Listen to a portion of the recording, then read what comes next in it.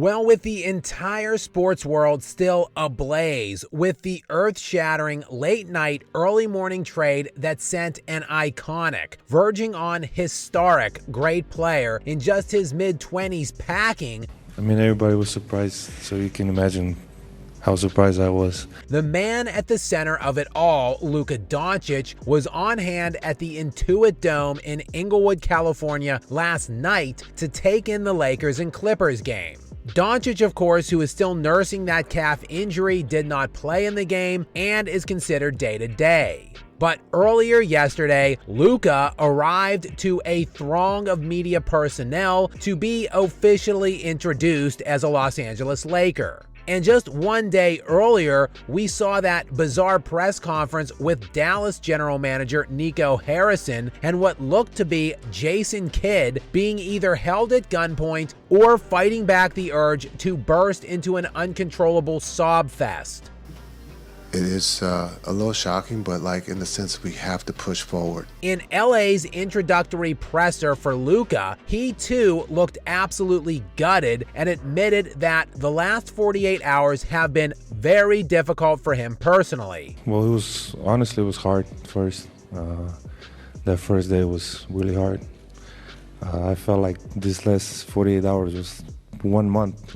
Like 2 days ago was 1 month ago, so emotionally, it was really hard. He also admitted the news came as an absolute shock to him, probably more than anyone else, and he even had to make sure it wasn't April Fool's Day. I was almost asleep, so when I got a call, I had to check it was April 1st. I didn't really believe it at first. And the reason this is hitting Luka so hard is because that he was absolutely prepared to spend his entire career in Dallas. And it was a bit shock. It was hard moments for me. It was home, so it was really hard moments for me, especially the first day.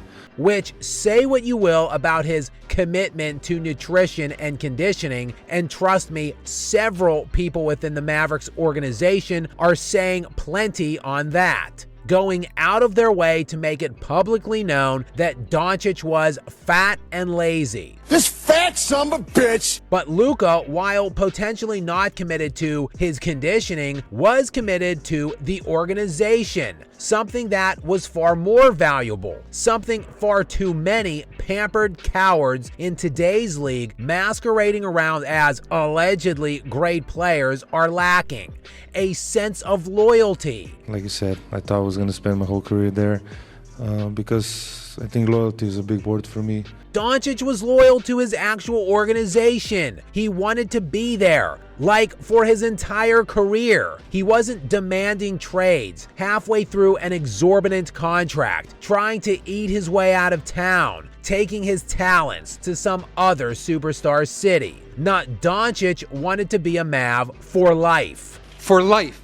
And even after being stabbed in the back by the franchise that he has called home, the one he just took to an NBA Finals last season, Luka was taking the high road. I'm just excited, to be here to start this new journey. And obviously, at some point I knew this was going to happen, but I would say I always take the high road. I had my amazing moments in Dallas with all my teammates, coaches, and the most importantly, the fans, They always supported me, and it was an amazing journey. Even after being pressed again on the topic, even after highlighting the fact that high-ranking officials within the organization were saying he was fat and lazy, this fat son of a bitch, Luka still refused to take that bait. Well, that's their decision, so I have no comment on that. They made the decision. I don't know why. But that's their decision, so I can't do nothing about it. And don't look now, Dallas. Luka is going to use this as motivation to be better, and that includes being better defensively. Yeah, I think this year I really stepped it up honestly, and it's just being more active, more vocal, and I think I did a step ahead this year, but I need to do more steps ahead, so that's what I'm planning on. Doncic made it clear that he has something to prove. That's it, win the championship. You don't come here for nothing else than championship, so I have everything left to prove, so. Rob Pelinka, meanwhile, the conquering hero, looked like he had just been called up on stage to accept an Academy Award. Thank you to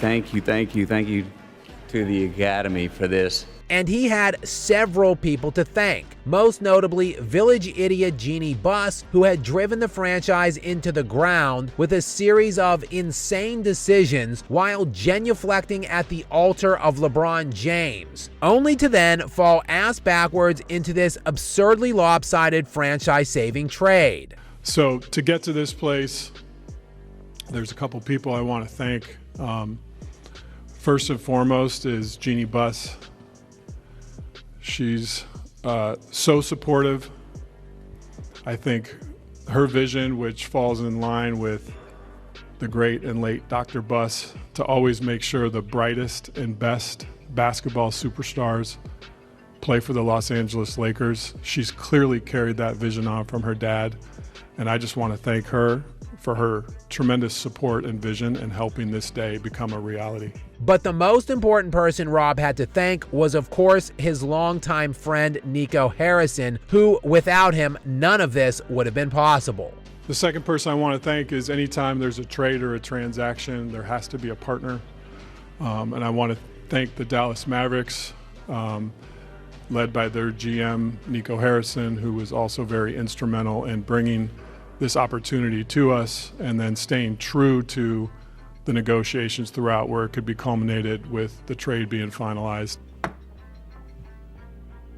You are my ambassador, Aquan, man. Pelinka, for whatever reason, even dug more into the absurdity of the specifics on just how this deal was made. Clearly a collusionary process with his close and dear friend Nico Harrison, the two of which go back over 20 years, brought together by Kobe Bryant through Nike when Harrison was with the company and Pelinka, of course, was Kobe's agent. Yeah, so this all started with the coffee in Dallas where Nico approached us with the concept, and because there was a partnership and a history of traveling the world between Nico and myself working around Kobe Bryant, there was a fabric of trust in the discussions. And so over the course of 3 weeks, call it, an issue would come up and we'd think there was no way to climb the mountain, and we'd figure out a way. You stay committed to trying to get the deal done in a partnership sense. I think a lot of people talk about negotiations in terms of who won and who lost. I try to approach a negotiation in the sense of how do we build a partnership where we can get to the end. And I think that was the lens that we worked and the premise we worked under. And when the concept was initially introduced to us, it was, hey, the only way we can even have these discussions was if it's between owner and GMs, and there was a commitment to that. And if we broke that commitment by talking to anyone else, this day would never happen. So I think trust was at the center of all those discussions. But perhaps the real reason Rob looked so happy is because he finally wrestled control of the franchise away from his de facto boss for the last few years, LeBron James, of course. As James spoke after the game against the Clippers and made it known he didn't make this decision. I didn't make the decision, so. But it was just, shocking in the sense of who was involved. I don't know. I don't have much more to support. Something that must feel like uncharted territory for old LeBron, but he is committed to the Lakers. Now, just how long that commitment might last is anyone's guess, including LeBron. I mean, listen, I'm here right now. I'm committed to the Lakers organization. I'm here to help Luka and Maxey make the transition as smooth as possible. As a leader of the team, as one of the captains of the team, it's my job to make it as seamless as possible. So.